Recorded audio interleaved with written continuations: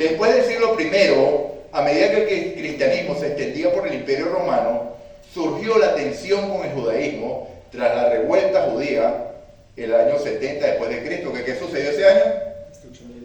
Jerusalén fue destruida.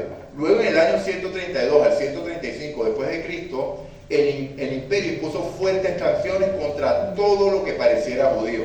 Por ello, muchos cristianos, especialmente en Roma y Alejandría, comenzaron a distanciarse del sábado para no ser identificados con los judíos.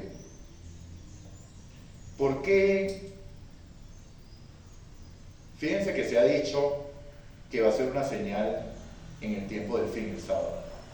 Pero no fue exclusivamente el tiempo del fin, porque aquí vemos que para evitar la persecución, ellos dejaron de guardar el sábado. Para que no me persiga el imperio y no me manden para el Coliseo. Ellos dejaron de guardar el sábado. Yo no quiero guardar eso porque me van a identificar. Va a ser una señal de que yo soy parte de ese pueblo. Entonces vamos a hacer algo más cómodo. Vamos a cambiarlo por un día que podamos pasar desapercibidos. El testimonio más antiguo, una reunión dominical, proviene de Justino Mártir en el siglo II, quien la escribió en su apología, en primera apología, página 67, no la busqué, pero una partecita que me buscó Chapete dice: nos reunimos todos el día del sol.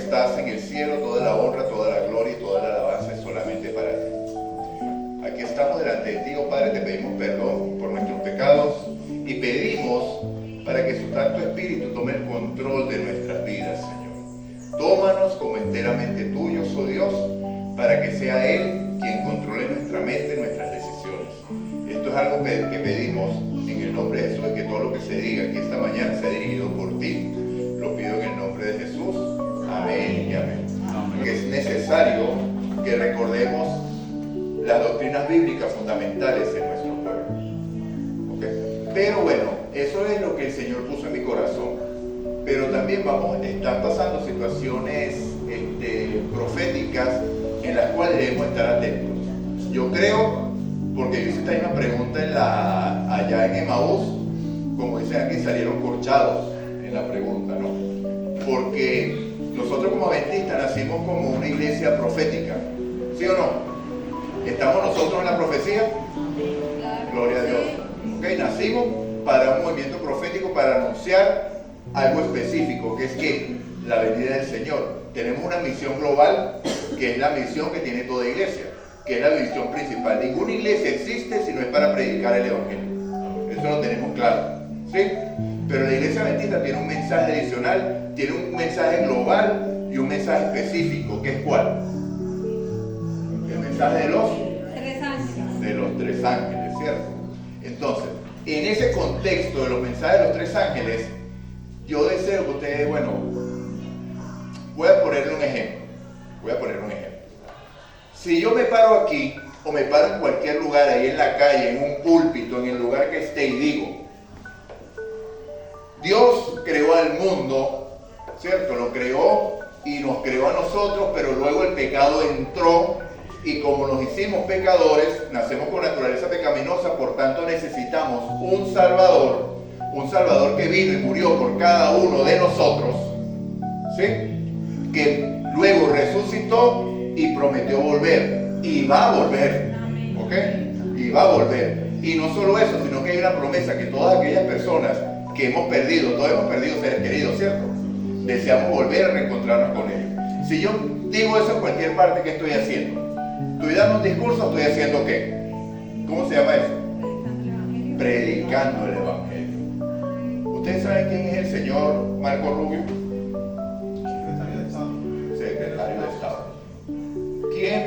parte de el discurso que se hizo en el funeral o el homenaje a Charles Kierkegaard? ¿Lo vieron? Ok.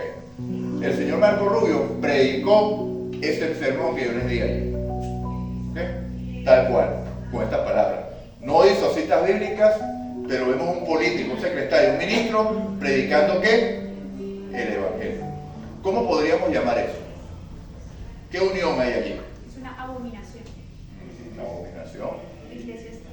Exactamente. Se unió la política y el Estado. Todo lo que está predicando es verdad. Y cuando nosotros leemos Apocalipsis capítulo 13,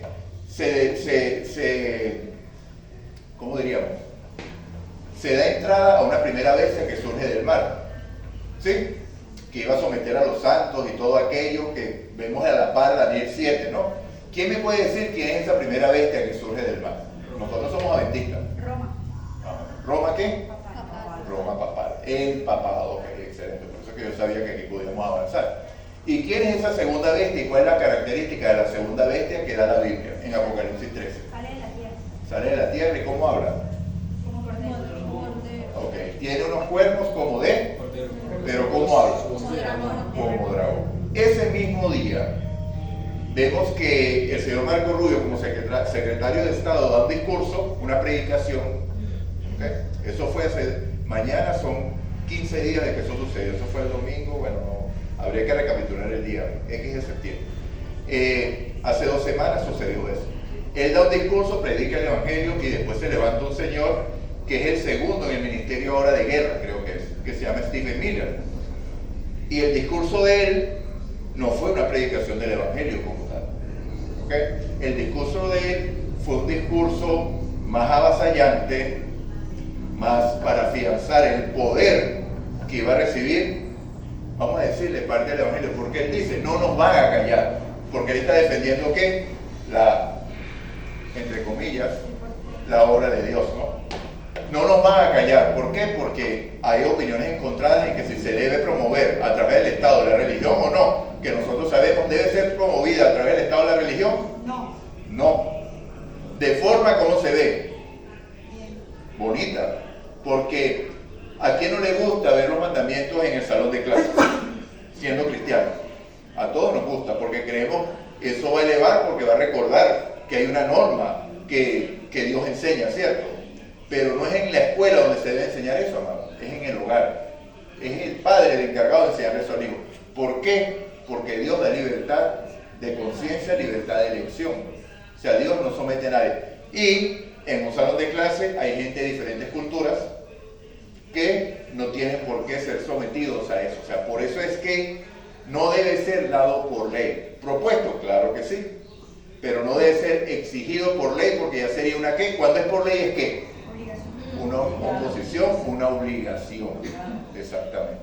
Entonces vemos a este señor diciendo, no nos van a doblegar, no van a poder. No nos van a someter, no van a poder. No se va a acabar este mensaje, no va a poder, estoy parafraseando. Y al final hace una aseveración que debería decirnos, llegó el momento.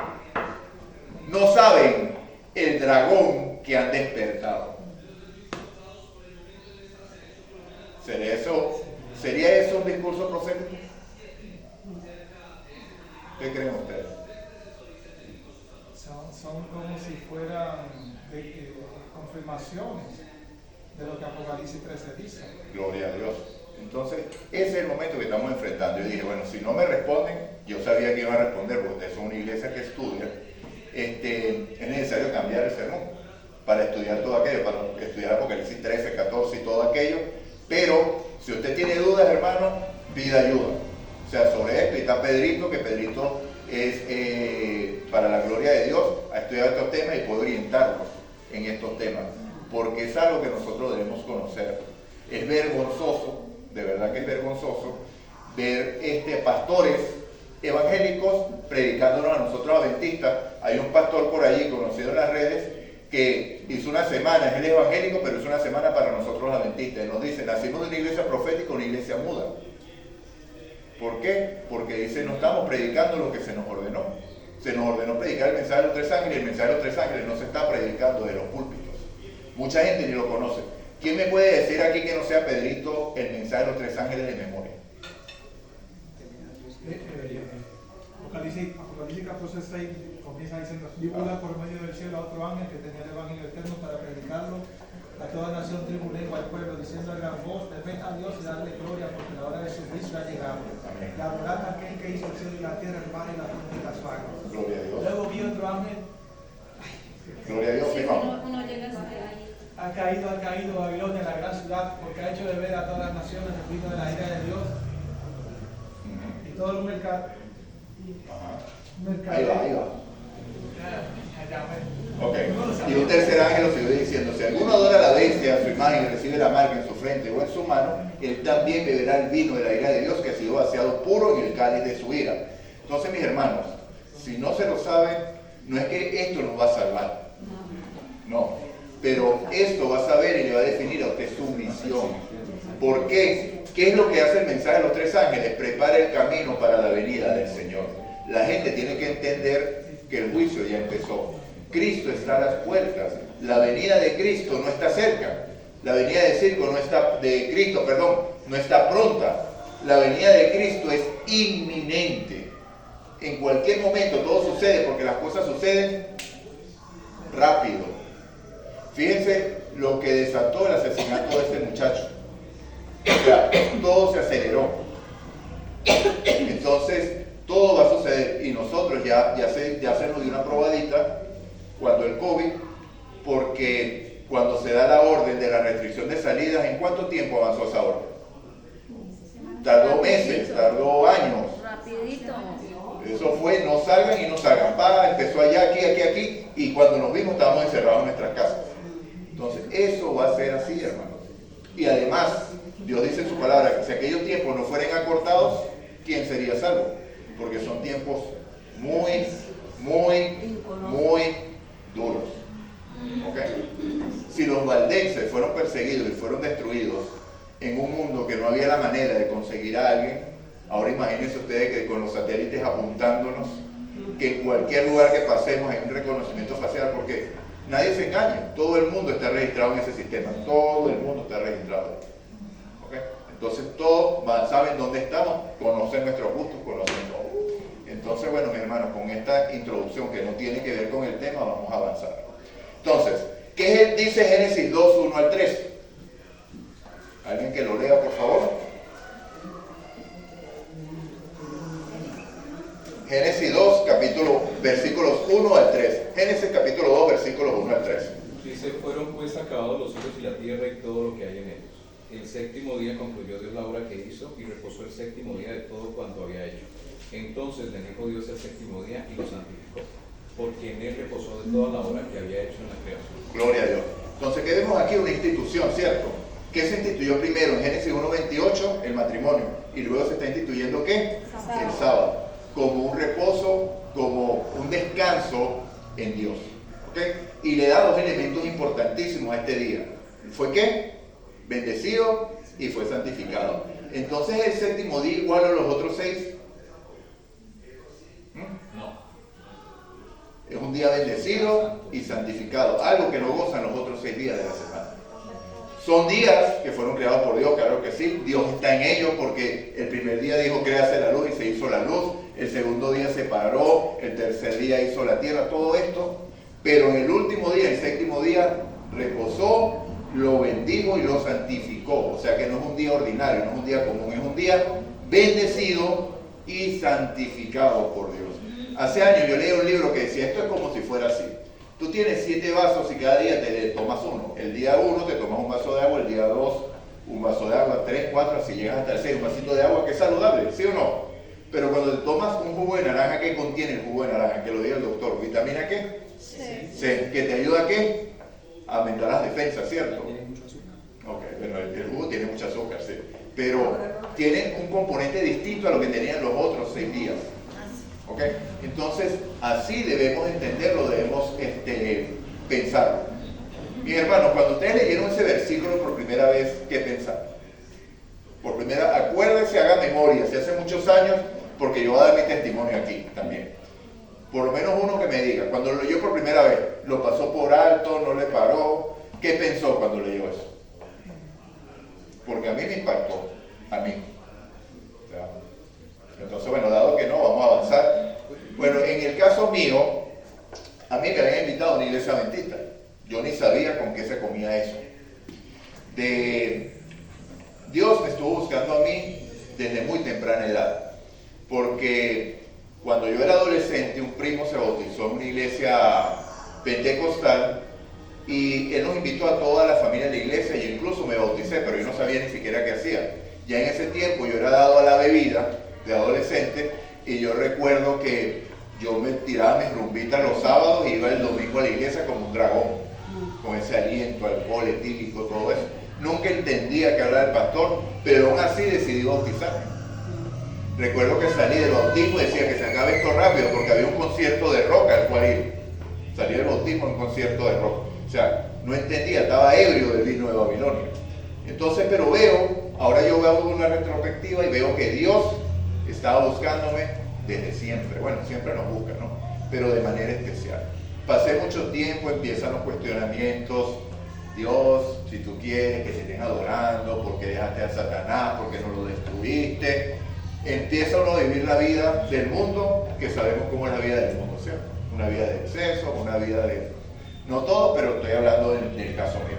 Me invito a una iglesia adventista y lo único que yo sabía del adventismo era que cuando yo estaba en cuarto año de bachillerato, que viene siendo aquí en Colombia el grado 10º, cuando yo estaba en noveno, mi hermano estaba en 10º, había un compañero de clase del que le hacía mucho bullying.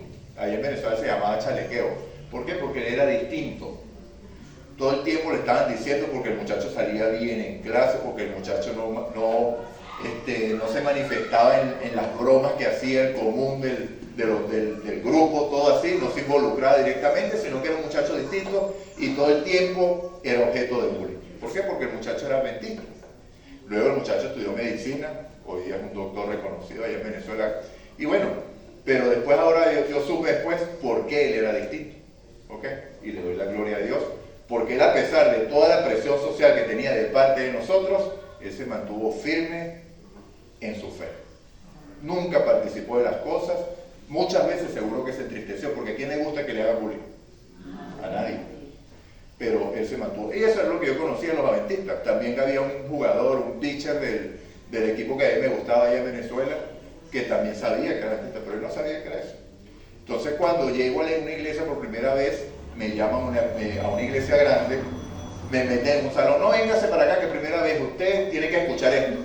Y por supuesto que eso a mí no me gustó. O sea, como yo voy con una persona y me separan de la persona para que tengo que escuchar esto y me dijeron de bestia, de cosas, ¿qué voy a entender yo eso? Entonces, bueno, igual, esta persona que me invitó me regaló una Biblia, me dice, léela. Yo empiezo a leerle y cuando yo leo Génesis 2, 1 al 3, yo digo, ahí vienen estos con sus cuentos de que sábado y todas estas cosas. Yo dije, no. Y entonces en la casa había una Biblia de esas grandotas católicas que venían anteriormente con las enciclopedias y el Espíritu Santo me dijo, búscalo allí. Y lo busqué allí. Y cuando yo veo que decía lo mismo de la Biblia que me había regalado la persona adventista, esas caras cayeron de mis ojos. Yo dije, ¿por qué? Yo nunca había visto esto.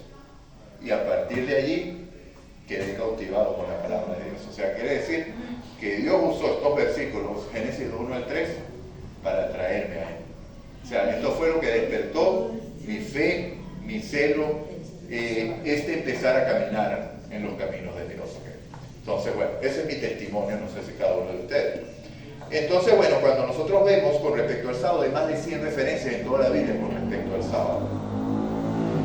La primera conseguimos, por supuesto, Génesis 2, 1 al 3 en la creación. También vemos, bueno, ya vimos que el matrimonio se creó en Génesis 1, 28, las dos instituciones, Génesis 1 al 3 el sábado. Vemos por primera vez el sábado en Éxodo capítulo 16, versículos 4 y del 23 al 26. Vamos a leerlo para que usemos la Biblia. A ver, vamos a avanzar. Vamos a leer esto y después los otros nada más lo voy a nombrar. Ok, Éxodo 16, 4. Jehová dijo a Moisés, mira, yo haré llover pan del cielo, el pueblo saldrá y recogerá diariamente la porción de un día, porque para que yo los pruebe para ver si andan en mi ley o no. Entonces, ¿cómo que la ley o no si la ley no había sido dada? ¿Cuál ley? ¿De qué está hablando el Señor? O sea, ¿cómo me puedes tú juzgar en base a algo que no me has dicho? ¿Cómo me vas tú a probar si tú no me has dicho qué es lo que tengo que hacer o no tengo que hacer? ¿O qué es lo que tú esperas de mí o tú no esperas de mí? Pero si dice Dios que lo va a probar en base a esa ley, es porque ya yo conocía que el sábado era un día santo. ¿Por qué? Porque ¿dónde fue santificado? En el Edén. En el Edén. Y recordemos que hasta este momento que las tablas son escritas, ¿cómo era la revelación de Dios? De manera que oral, del Padre al Hijo, y así iba. Entonces, Caín y Abel lo conocieron ¿de quién? De Adán. Set lo conoció de Adán, después Set a Cainán, Cainán a Malalael, Malalael a Enos, y así sucesivamente a cada uno de sus hijos. Así fue transmitido. ¿Y cómo lo ratifico? Porque cuando nosotros vamos a Génesis capítulo 39, versículo 9, vemos a un José tentado, ¿cierto? Un José tentado por la mujer de Potifar, y las palabras de José, son, vamos a decir, tenaces y son firmes, y él dice, ¿cómo pecaría yo contra Dios y cometería este gran mal? O sea que José sabía lo que era pecado. ¿Y dónde se define pecado? ¿Qué es pecado, qué no es pecado? En la ley. Todo el que comete pecado infringe también la ley, porque el pecado es infracción de la ley. Entonces José tenía escrita esa ley ¿en dónde? En su corazón. No tenía que esperar ver en tablas de piedra, y así en cada uno de estos hermanos hebreos. Entonces ellos sabían lo que era el sábado. Por eso es que Dios le dice, para saber si andan en mi ley o no. No como un requerimiento, amados, que no hice la tarea porque lo iba a colocar y total no la escribí. Dicen en Palabras de Vida del Gran Maestro que todos los mandamientos de Dios, dice la hermana Guay, son habilitaciones que hace Dios. Dios nunca te va a pedir algo que no te haya dado. Si Dios te pide que guardes el sábado es porque te da el poder o la facultad para hacerlo. De su gracia. Lo acabamos de ver cuando estudiamos Josué, que dice, mira que te esfuerces, que seas muy valiente, ¿cierto? Y el autor de la lección dijo, no sé cómo lo estudiaron porque no estuve, llegué tarde, pero el autor de la lección dijo que era un pacto de compromiso de que ellos veían, obedecían y entonces ellos cumplían. Y eso es errado, hermano. Eso es mentira. O sea, porque Dios prometió la tierra y se las iba a dar. ¿Y quién se iba a encargar del cumplimiento de la obediencia a la ley? Dios mismo a través de ellos. ¿Qué tenían que hacer ellos? Escuchar. Y aquí lo vamos a ver. Bueno, mis hermanos, Dios no nos exige a nosotros, cumple para que yo haga. Yo lo voy a hacer si crees en mí. Esa es la técnica de Dios. Creen y yo haré. Yo no estoy diciendo aquí que la obediencia no es necesaria, ni que la ley es inválida, por si acaso, sino que la obediencia es una obra de Dios, no una obra suya. Porque por más que usted se esfuerce en cumplir la ley, usted no la va a poder cumplir, hermano. ¿Qué es lo que debo entregar yo? Mi voluntad al Espíritu Santo para que Él haga su obra en mí. Y entonces, ¿cómo voy a andar caminando yo? Como anduvo Cristo. ¿Cristo cumplió qué? Toda la ley, porque era la ley. Bueno, lo vemos por segundo versículo. Bueno, pues en Éxodo 16, 23 al 26. Vamos a leerlo aquí también. Éxodo 16, no se me vaya. 23 al 26 dice, y les dijo, esto le ha dicho Jehová, mañana es sábado, el día de reposo consagrado de Jehová. Lo que tenga que cocer, cocerlo hoy, lo que tenga que cocinar, cocinarlo hoy. Porque todo lo que os sobre, guardarlo para mañana. Ellos lo guardaron hasta el día siguiente, según lo que Moisés había mandado, y no se aguzanó ni apestó. Entonces dijo Moisés, comedlo hoy, porque hoy es sábado dedicado a Jehová. Hoy no hallaréis nada en el campo. 6 días lo recogerás, pero el séptimo, que es sábado, nada se hallará. Entonces vemos cómo Dios manifestó lo que había dicho en obras. ¿Ok? Dios lo dice y Dios lo hace. El sábado, un día santo apartado en el cual no se trabaja, yo tampoco lo hago. O sea, no lo hago, ¿ok? Manifestando, bajando este maná en ese día para que ustedes vean la santidad de este día. Entonces, Dios dice, Dios hace. ¿Y qué es lo que nosotros tenemos que hacer una vez más? Solamente creer en su palabra y dejar que Él actúe en nosotros. Dejarlo. Él lo va a hacer porque es una promesa. Segundo, en Éxodo 21 y 2, que esta es la parte de los mandamientos que siempre obviamos. Porque cuando la gente habla de mandamientos, empieza por dónde. No tendrás Dios delante de ti. Pero se obvia lo que dice el Señor. Yo soy Jehová tu Dios, que te saqué de la tierra de Egipto de casa de servidumbre. ¿Qué es lo que está diciendo Dios allí? Si yo te saqué, yo haré. Yo haré que esto sea una realidad en tu vida. Y si tiene dudas de esto, ve en su casa, si quiere una nota, vaya a Salmos capítulo 81, versículos 8 y 9, y vea cómo Dios cumple su promesa. Porque Él promete allí que no iba a haber idolatría en su pueblo si escuchan su voz. Una promesa, hermano, no un mandato. ¿Por qué? Porque todo mandato es una habilitación. Dios te da el poder para que su palabra se cumpla. Cuando Dios dijo, para que lo veamos así, ¿hay poder en la palabra de Dios? Le hago yo la pregunta. Dios dijo, hágase la luz. Y entonces le dijo, yo todavía no he creado a Adán, pero necesito, Espíritu Santo, que tú pulses el interruptor para que la luz se cumpla. Tienes que cumplir lo que yo te digo para que se cumpla. ¿Fue así? No. Nada más lo dijo y fue. Entonces, si Dios dice que usted va a ser obediente, Dios lo va a hacer obediente. Porque su palabra sí lo dijo. ¿Cuál es la única manera de que eso no sea posible? ¿A quién me puede dar esa respuesta? Que es sencillísima.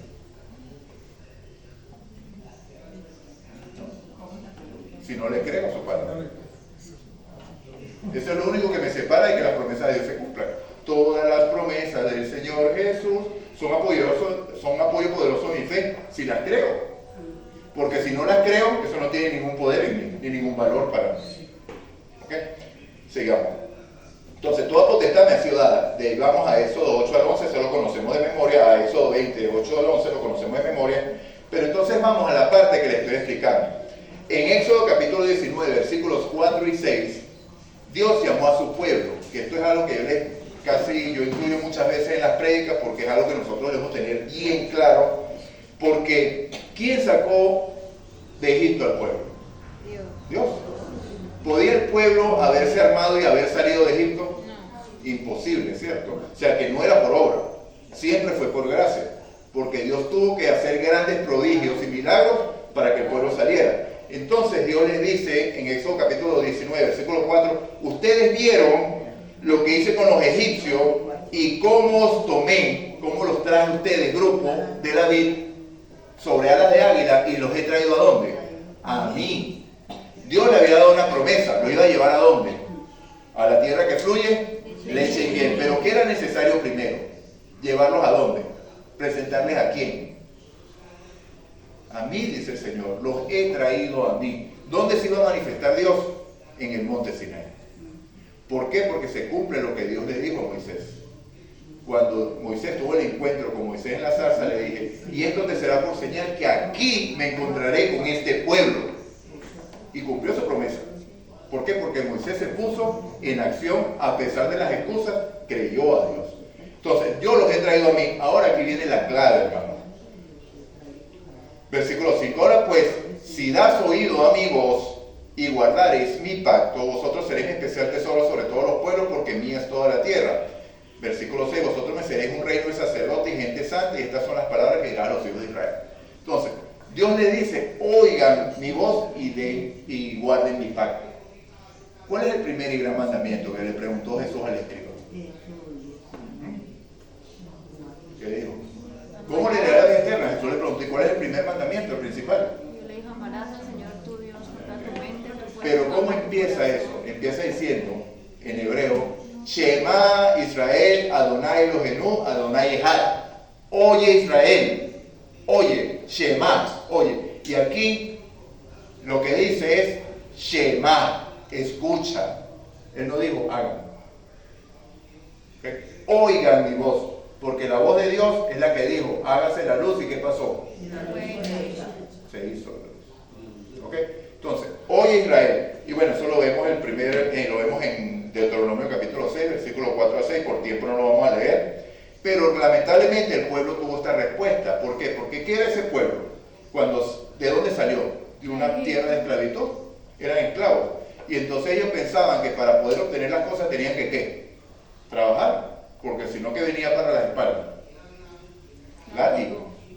Todo lo que tú digas, haremos. ¿Qué había dicho Dios que hiciera? ¿Qué obra había pedido Dios?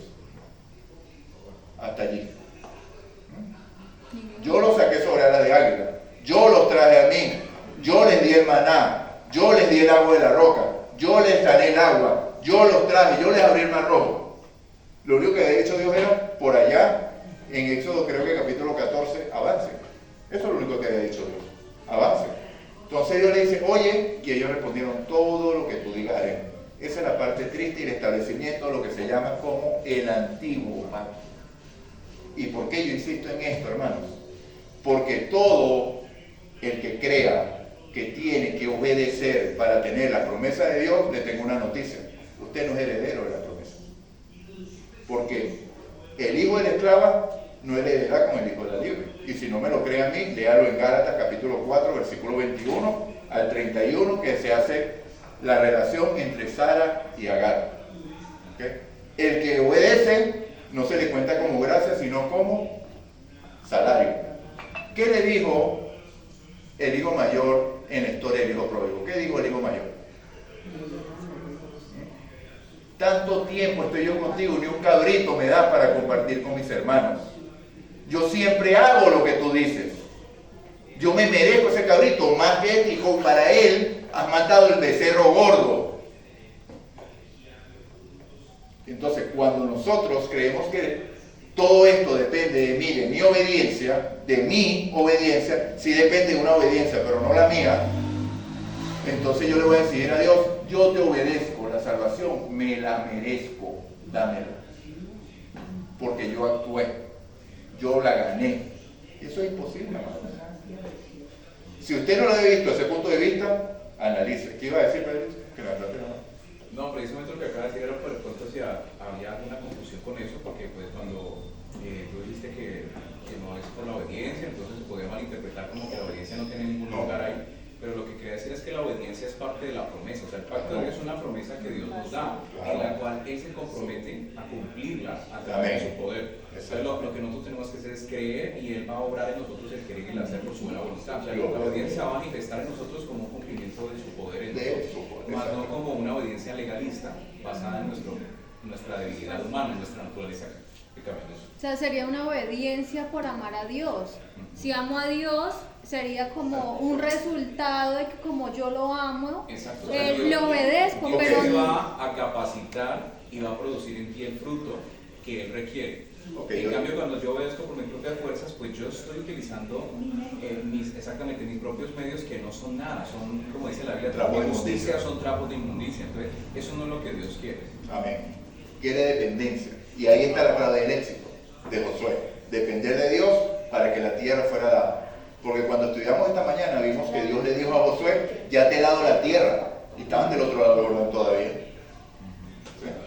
Entonces ya Dios lo dijo, ya será una realidad. ¿Por qué? Porque Dios lo dijo. Así son las promesas de Dios, hermano.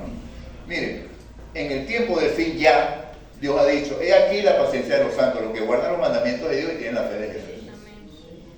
No espere usted ser parte de ese pueblo por sus fuerzas. Usted va a ser parte de ese pueblo si le cree a Dios que ese pueblo existe. ¿Okay? Y yo soy parte de ese pueblo. Usted créale a Dios y Él hará lo que Él actuará en esa obediencia, como le explicó Pedrito. Bueno, sigamos aquí.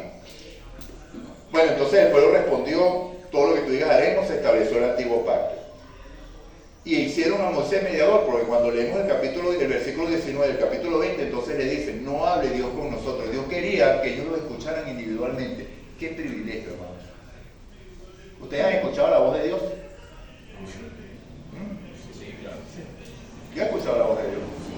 Cada vez que leo la escritura estoy escuchando la voz de Dios. Ok, esa es una parte, pero la voz audible de Dios, tal cosa, no como la pintan, ahora no, sino simplemente un pensamiento que llega a tu mente, Pues hermano, que va a conformar la palabra. En este momento está transmitiendo la palabra de Dios, estamos Gloria a Dios. escuchando Dios. Okay.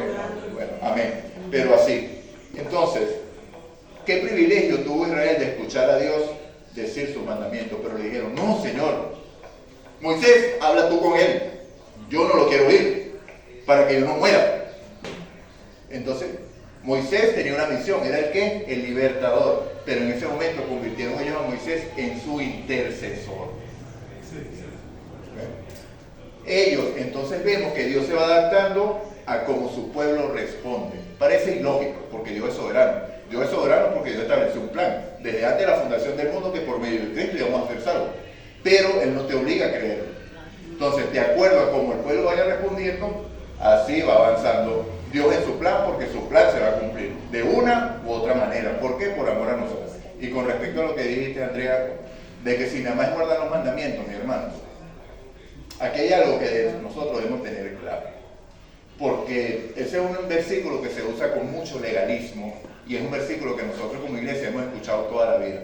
No, que hay que obedecer porque si me amáis, guardad mis mandamientos. ¿Cómo podemos entender eso mejor? Y ya yo se los he dicho aquí. Cuando nosotros entendemos que ¿quién pecó? ¿Quién pecó?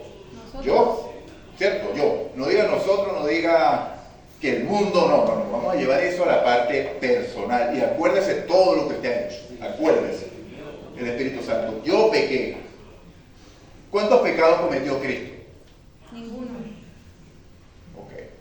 ¿Y se demostró el amor de Dios por usted? ¿Por ti, Andrés? ¿Por qué? Porque tú pecaste. Yo pequé. Lo voy a decir a mí, no lo ponemos. Yo pequé. Cometí pecados horrorosos. Pero Dios me amó tanto que Cristo tomó mi lugar. Aquí todos hemos visto la pasión de Cristo. ¿Qué sintieron ustedes cuando vieron los latigazos de Jesús en la espalda? Eso es un pálido reflejo de la realidad. Y eso que yo siento que aunque esas imágenes son fuertes, no se logra captar lo que realmente Cristo vivió. Exactamente. Eso es un solo reflejo de la realidad. ¿Por qué? Porque estaba el demonio entero a su potestad. ¿Creen ustedes que no se ensañó él contra Cristo? Tenía la voluntad de aplastarlo porque Dios le había dado la oportunidad de hacerlo. Pero resulta y acontece que no era Cristo el que tenía que sufrir eso. Eso lo tenía que sufrir ¿quién? Yo, no el mundo. Yo. ¿Sería que eso me hubiera causado dolor? Entonces todo ese dolor, todo ese sufrimiento era mío y Cristo lo tomó por mí. Entonces ahora yo entiendo que fue mi pecado el que hizo que Cristo pasara por eso. Ahora, ¿cómo le respondo yo a Cristo? ¿Qué demostró Él? Que me ama. ¿Sí? ¿Y cómo puedo yo responderle a Cristo? Nada más con amor. Entonces, cada vez que yo esté atentado a pecar, piense en lo que Él sufrió ya por los pecados que usted cometió. Y como lo ama, ¿quieres tú causarle daño a Carlos? ¿Por qué? No. Porque lo ama. Segundo de Corintios 5:21 es que lo dice, ¿no? No recuerdo. Así con ese versículo como tal. Sí, que dice, al que no conoció pecado por nosotros lo hizo pecado para que nosotros fuésemos hecho justicia de Dios en él. Ok. Entonces, así. Entonces, cuando yo amo a Cristo, no quiero causarle más dolor. No es que Él va a sufrir otra vez porque Él sufrió una vez y para siempre. Pero reconozco que fueron esas actuaciones las que le hicieron pasar por todo ese dolor. Entonces, como lo amo, guardo los mandamientos. ¿Okay? Porque Él causa eso en mí. Esa respuesta. Amor con amor se paga. Como dice el Santo. Ok, mi hermano. ¿Qué prueba el sábado? Éxodo capítulo 31, versículo 13. Vamos a ir avanzando aquí rápidamente. Son las 12.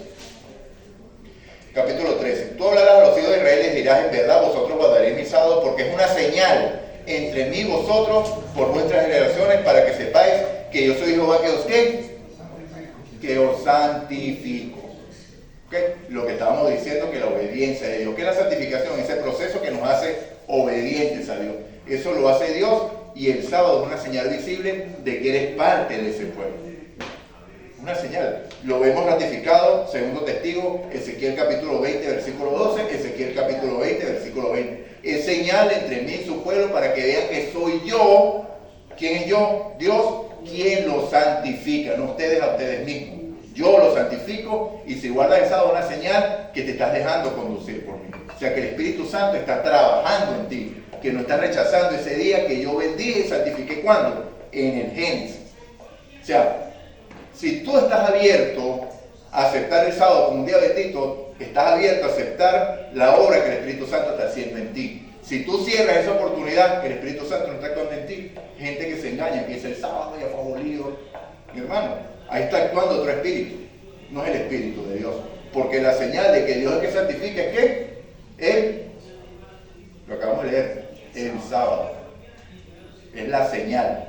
Y el sello, bueno, que ahí no vamos a entrar. Ok.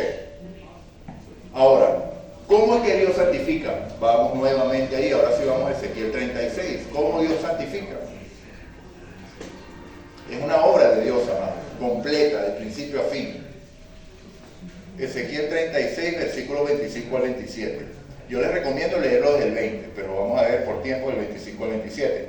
Dice: esparciré sobre vosotros agua limpia y seréis purificados de todas vuestras impurezas y de todos vuestros ídolos os limpiaré. ¿Quién va a esparcir el agua? Dios. Dios.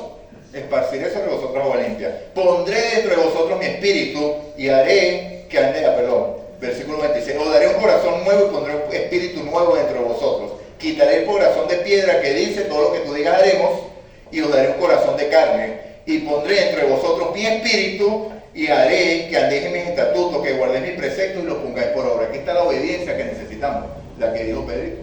O sea, una obediencia que Dios es el que la da, si crees esta promesa. Si no la crees, ya eso no es para ti. Lo siento, pero no es para ti. O sea, si tú dices que eso es imposible, ya no es para ti. ¿Okay? Entonces, así es como Dios nos santifica. Bueno, Dios lo llama a su día, si ya nosotros conocemos Isaías 58, 13 al 14, Isaías 56, que también a los gentiles que estén en tu pueblo lo van a guardar, todo eso. Isaías 66, 22 y 23, que de día en día, de mes en mes, de luna nueva, guardaré mi reposo, ¿cierto? Ahora, ¿dónde está en el Nuevo Testamento? Estoy avanzando rápido por la hora. Lucas 4:16, y Jesús entró a la sinagoga el día de sábado, como era su ¿qué? Su costumbre. Primera de Juan, capítulo 2, versículo 6, el que dice que es de él, debe hacer como ¿quién? Como él anduvo. Si Cristo asistía a la iglesia los días sábados, entonces ¿qué día debe ir su pueblo? Como era su costumbre, ¿cierto? Marcos 2:27, el sábado no fue hecho por causa del hombre, no el hombre a causa del sábado. Así es la cosa. O sea, que el sábado no está por encima, ¿por qué? Porque los fariseos condenaban a Jesús por hacer ¿qué? Bien en sábado. Decían que el mandamiento está encima del bienestar. Y recuerden que, yo creo que ustedes aquí creo que han estudiado que había dos escuelas rabínicas en el momento, que Talmai y Talmai. Y entonces había una que sí permitía las cosas que Jesús hacía, hacer el bien, sanar y todo eso, pero la mayoría eran de la corriente más dura, porque a eso tendemos, que mientras más estricto, esa es la que debe ser, ¿no, mi hermano? Entonces vemos ahí, así como va. En Mateo 12, 1 al 8, Juan 5, 8 al 10, que este también versículo es muy usado por nosotros porque decían que no solamente querían matar a Jesús porque transgredía el sábado, dice Juan, sino que también se hacía hijo de Dios. Entonces cuando la gente usa estos versículos para decir que el sábado está abolido, se están haciendo partícipes de acusar a Jesús de blasfemia también, porque está ocupando el lugar de Dios. Y eso lo decían ¿quiénes? ¿Quiénes eran los que decían eso? Los fariseos. ¿Okay? Entonces cuando las personas utilizan esos versículos para decir que Jesús no guardaba el sábado, están abusando a Jesús de ser un pecador. Entonces, ¿cómo puede ser Jesús tu Salvador si le está diciendo que es un pecador y que es un blasfemo? Coherencia, ¿cierto? Cuestión que por el celo de defender lo que tú crees, no sabes ni siquiera lo que estás diciendo. Por eso que es importantísimo entender los contextos.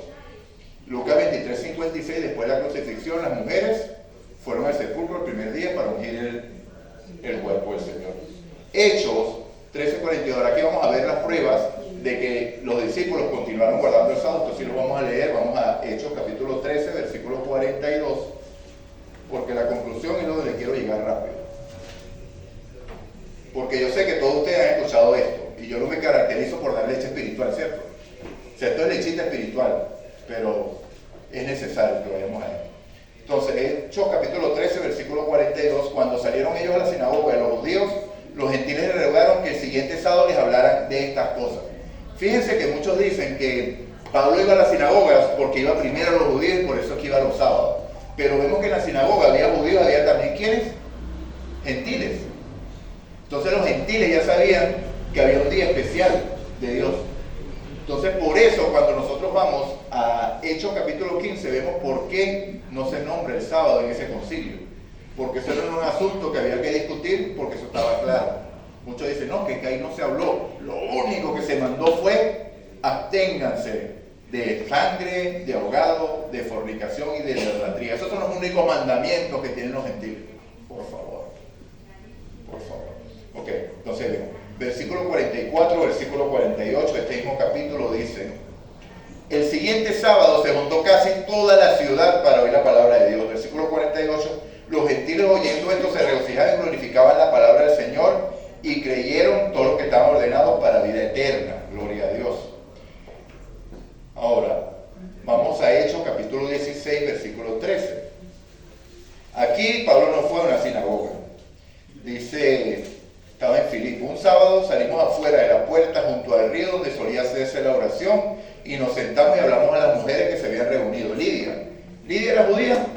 No. ¿Era qué? Gentil. ¿Okay? Y valga decir hoy, hermanos, hoy no hay judío, hoy no hay griego, hoy no hay gentil, no hay siervo, no hay esclavo, todos somos uno en quién.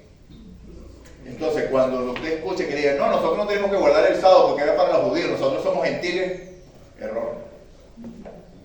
Cristo derribó esa pared intermedia que dividía judíos y gentiles. Todos somos uno en Cristo. Entonces, si las promesas eran para los judíos y los gentiles querían entrar en esas promesas, ¿qué tenían que hacer? Cuando yo me hago ciudadano, yo soy venezolano, y para hacerme ciudadano de Colombia, ¿qué debo hacer? Acatar ¿qué cosa? Las leyes de Colombia. Entonces, si había leyes que eran los judíos y yo siendo gentil estoy entrando a ser judío, ¿qué debo hacer? Aceptar las leyes. ¿Ok? Entonces, Hechos capítulo 17, versículo 2 dice, y Pablo, como acostumbraba, fue a ellos por 3 sábados seguidos con ellos. ¿Qué decía Lucas 4:16? Cristo entró a la sinagoga como era su. ¿Y qué dice Hechos capítulo 17, versículo 2? Pablo como acostumbraba. ¿Andaba Pablo como Cristo andaba? Sí. La misma palabra. Entonces, ¿guardaba Pablo el sábado, sí o no? Sí. No hay duda. Entonces, ¿dónde salen las cosas del domingo? Que dicen, no, pero que el primer día de la semana. No vamos a buscarlo. En Juan 20 dice, Juan capítulo 20, versículo 19, Jesús cuando resucitó se presentó a los judíos ahí en el aposento alto ante ellos porque ellos no creían. Ellos estaban ahí reunidos porque estaban adorando a Jesús porque había resucitado. ¿Sí, verdad? ¿Ah? ¿Por qué estaban allí en el aposento alto en ese momento? Por miedo a los judíos. Entonces por eso Jesús se presentó ese día ante ellos. Porque Jesús les había dicho, los espero en Galilea. ¿Y cuántos se habían ido a Galilea? Ninguno. Porque ninguno quería que lo agarraran y lo crucificaran. Entonces, ¿qué tuvo que hacer Jesús? Adaptarse una vez más y llegar a donde estaban ellos, lo mismo que pasó en el Sinaí. Hechos 27, y partían el pan en la casa, Hechos 27, se reunieron el primer día de la semana para partir el pan. Ahí está la prueba de que la iglesia se reuniera los domingos. Por favor. Había de partir al día siguiente. O sea, ¿qué es lo que está pasando allí? Pablo tuvo que alargar el discurso, que seguramente empezó ¿qué día? ¿Qué día acostumbraba Pablo a ir a la iglesia? ¿Y qué día era este? El primer día de la semana. O sea, ese fue un culto que no terminó. ¿Por qué? Porque tenía que apartarse. Entonces se deja registrado, bueno, vamos a partir el pan. ¿Significa esto que estaban haciendo la cena del Señor? No. Porque cuando nosotros vamos a Hechos, capítulo 2, versículo 46, dice que se reunían todos los días y partían el pan en las casas. O sea, ¿qué estaban haciendo? Un compartir allí. ¿Ok? Y 1 Corintios, versículo 16, capítulo 16, versículo 2, dice que cada primer día de la semana aparten algo para que cuando yo llegue no se esté repartiendo la ofrenda. Y esto nos llama la atención, porque cuando nosotros estudiamos hace 2 semanas la elaboración del santuario, el capítulo 35 de Éxodo empieza diciendo el sábado, capítulo 35, versículos 1 al 3. Porque se va a dar las instrucciones de la edificación del santuario. Pero lo primero que dice Dios, acuérdate del sábado. ¿Qué obra iban a hacer ellos? El santuario. ¿El santuario había sido una orden de Dios? ¿Pero qué les está recordando Dios allí? Esta es mi obra, pero no se les ocurra estar construyendo el santuario el día sábado. Entonces, una reflexión para nosotros, amados. Porque nosotros, en nombre de que estamos haciendo culto, hacemos muchas cosas porque son en nombre de la iglesia. Entre una de ellas, que llama la atención, el contar diezmos y ofrendas. ¿Será eso una obra hacer el día sábado? Vamos a orar y preguntarle al Señor. ¿Okay? Porque es una tradición que se introduce. Bueno, ya esto todos ustedes lo habían escuchado antes, ¿cierto? ¿Sí o no?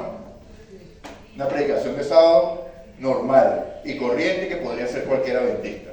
Y unas reputaciones de sábado que podría ser cualquier protestante. Los versículos que se usan a favor y en contra. ¿Cuántas veces nos ha explicado ese cambio en la historia? Como adventistas.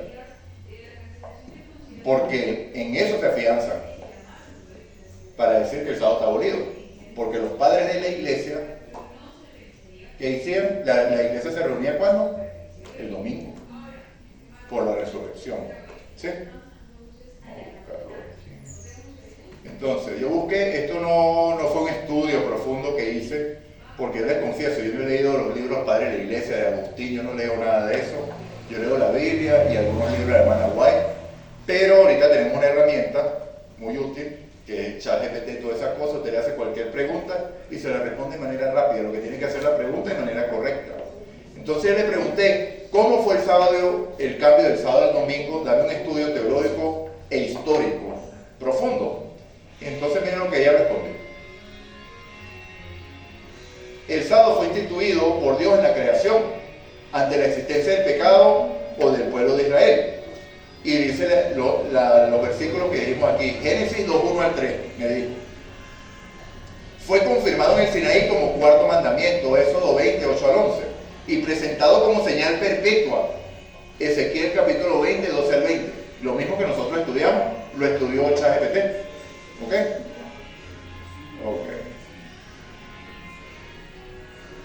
Ok. Jesús mismo guardó el sábado, Lucas 4:16. Lo declaró hecho para el hombre, Marcos 2:27. Mira lo que dice esto, que esto sí no lo nombran los otros. Y sus discípulos lo continuaron observando después de la resurrección, dice ChatGPT. Hechos capítulo 13, versículos 42 al 44. Hechos capítulo 16, versículo 13. Hechos capítulo 17, versículo 2. Cuando yo vi esto que hizo ChatGPT, es lo mismo que yo había hecho. O sea, ella está buscando los versículos que yo también me había buscado ya. No existe evidencia bíblica de un mandato divino que cambie el día de reposo, dice ChatGPT. ¿Okay? El surgimiento del domingo en el cristianismo primitivo. Después del siglo I, a medida que el cristianismo se extendía por el Imperio Romano, surgió la tensión con el judaísmo tras la revuelta judía el año 70 después de Cristo. ¿Qué sucedió ese año? Jerusalén fue destruida. Luego en el año 132 al 135 después de Cristo, el imperio impuso fuertes sanciones contra todo lo que pareciera judío. Por ello, muchos cristianos, especialmente en Roma y Alejandría, comenzaron a distanciarse del sábado para no ser identificados con los judíos. ¿Por qué? Fíjense que se ha dicho que va a ser una señal en el tiempo del fin, el sábado. Pero no fue exclusivamente el tiempo del fin, porque aquí vemos que para evitar la persecución, ellos dejaron de guardar el sábado, para que no me persigan el imperio y no me manden para el Coliseo. Ellos dejaron de guardar el sábado. Yo no quiero guardar eso porque me van a identificar. Va a ser una señal de que yo soy parte de ese pueblo. Entonces vamos a hacer algo más cómodo. Vamos a cambiarlo por un día que podamos pasar desapercibidos. El testimonio más antiguo, una reunión dominical, proviene de Justino Mártir en el siglo II, quien escribió su apología, primera apología, página 67, no la busqué, pero una partecita que me buscó ChatGPT dice: nos reunimos todos el día del sol, porque es el primer día en que Dios, miren cómo el hombre siempre adapta las cosas, porque es el primer día en que Dios, habiendo transformado las tinieblas y la materia, creó al mundo, en el día que Jesucristo nuestro Señor resucitó de entre los muertos. ¿Habían escuchado esa cita alguna vez? ¿Se la habían escuchado? ¿Se la habían estudiado? Ok, perfecto. Sin embargo, Justino no declara que el sábado ya había sido abolido ni sustituido, sino que explica la razón simbólica de esta práctica entre los cristianos de su tiempo, particularmente los de Roma. La influencia política y el edicto de Constantino, que aquí es donde nosotros como adventistas nos han enseñado, que fue Constantino el que hizo el cambio, pero vemos que el cambio ya venía de antes. Por eso es que cuando nuestros hermanos protestantes dicen, no, que eso en el primer siglo ya se guardaba el domingo, tienen razón. Pero lo guardaban no como una ordenanza, sino como una tradición.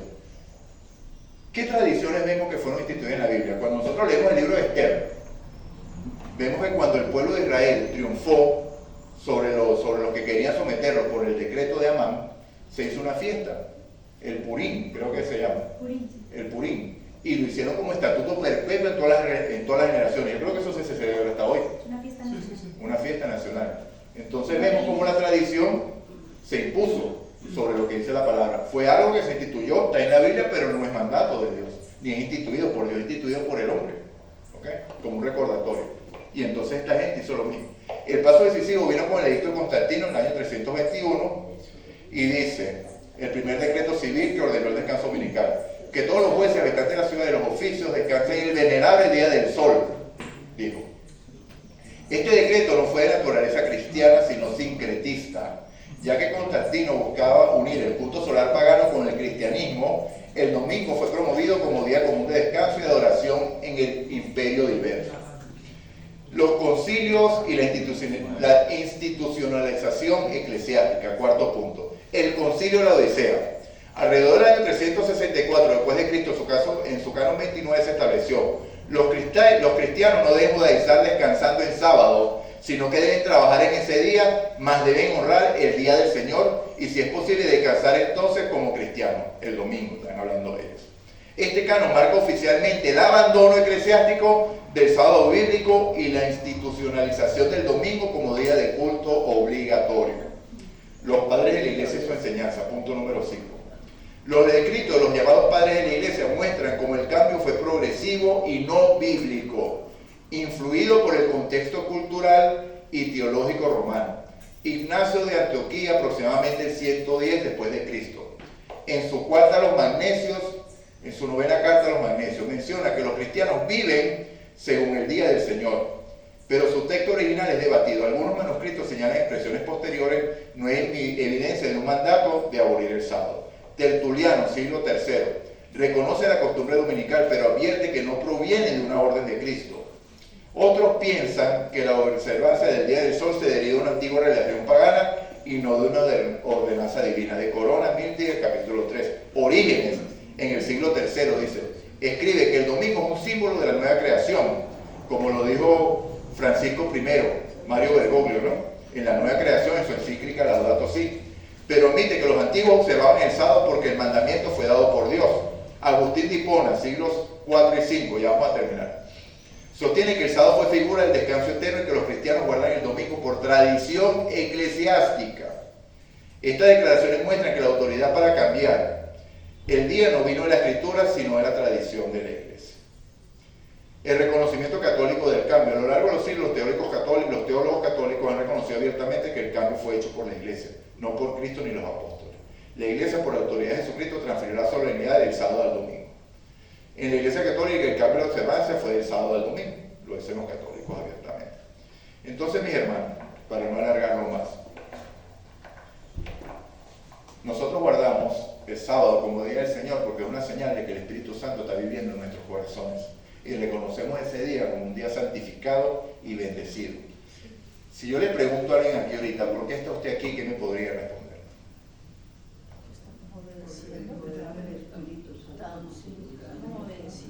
Estamos obedeciendo. ¿Obedeciendo qué? El cuarto mandamiento. El cuarto mandamiento.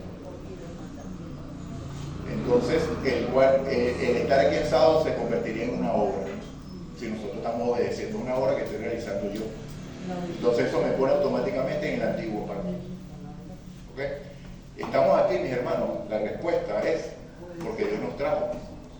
Porque reconocemos a Dios como el creador del cielo y de la tierra. Amén. Y deseamos honrarlo. Amén. Por hoy, es sábado, hoy está reunido los coros angelicales adorando a Dios.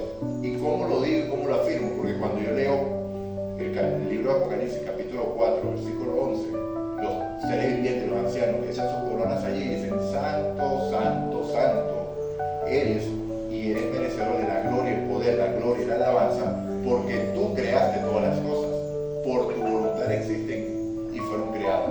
Se adora a Dios en el universo porque es el creador, y nosotros también porque es nuestro redentor.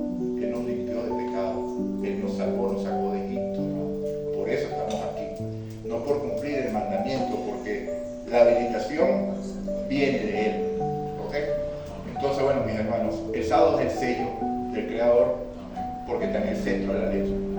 Pero el sello de Dios es mucho más que el sábado. El sábado es parte, porque dice el nombre, el lugar, la influencia y todo esto, pero el sábado, el sello de Dios, el carácter de Dios que incluye por supuesto el sábado. Claro, hermano, porque mire que a veces decimos que el sábado es el sello, pero que es más allá, pero realmente al decir el sábado es el sello lo estamos incluyendo, porque el que guarda un mandamiento los guarda todos. Amén. Porque la ley no está dividida, entonces por eso el sábado es una señal de santificación, lo dice. Eso, gloria a Dios. Está incluido. Entonces, en conclusión, el cambio del sábado al domingo fue un proceso gradual influido por el sincretismo religioso, la presión política y la tradición eclesiástica, sin fundamento en la escritura. El sábado sigue siendo la señal del verdadero Dios, el memorial de la creación y el símbolo del reposo redentor en Cristo. Dios llama hoy al pueblo a restaurar las verdades olvidadas y recordar su día santo. Gloria a Dios. Entonces, mis hermanos, espero que, bueno, que ya tengan una mayor información a la hora de debatir, porque este tema va a estar muy en la palestra de aquí en adelante. ¿Por qué? Porque empecé diciendo lo que está sucediendo en Estados Unidos como segunda bestia, y este muchacho, Charles Kirk, se había declarado como guardador del sábado. ¿Okay? Entonces vimos el homenaje que la esposa dice, vayamos a la iglesia los domingos. Entonces vemos que hay un debate fuerte allí, vemos que han resurgido en las redes pastores protestantes hablando en contra del sábado, se han multiplicado pero velozmente en pocos días, porque este es el punto de debate y nosotros debemos saber defender nuestra fe. Cuando le pregunten por qué guarda el sábado, no diga porque es el cuarto mandamiento, porque ahí le van a decir, tiene razón mi pastor que dice que ustedes son unos legalistas. Entonces, ¿por qué? Porque Dios es mi creador, porque Dios es mi redentor, porque nunca hubo un cambio, porque Dios es el mismo cuando. Entonces, mis hermanos, Dios nos bendiga, Dios nos guarde, vamos a colocarnos en pie para orar y pedirle al Señor que dirija nuestras vidas. Padre nuestro que estás en el cielo, alabado, glorificado y honrado sea tu nombre por siempre. Oh Dios, te damos las gracias una vez más porque nos has recordado tu palabra. Nos han dicho nuevamente, Señor, que el sábado es un día bendecido, un día santificado, en el cual tú nos das una bendición especial, Señor. Gracias, oh Padre, porque es un momento de reposo, un momento de encuentro entre nuestra familia y principalmente contigo, Señor. Te pedimos perdón por nuestros pecados, oh Dios. Clamamos también para que nos limpies de toda maldad. Y aquí estamos, Señor, en esta iglesia. Tuve el privilegio de tener el primer sermón o la primera predicación en esta iglesia, y esto es para la gloria de tu nombre, Señor. Amén. Gracias te damos, oh Padre, en el nombre de Jesús. Permanece siempre en este lugar, Señor, porque es un lugar dedicado a ti. Lo decimos en el nombre de Jesús. Amén y amén.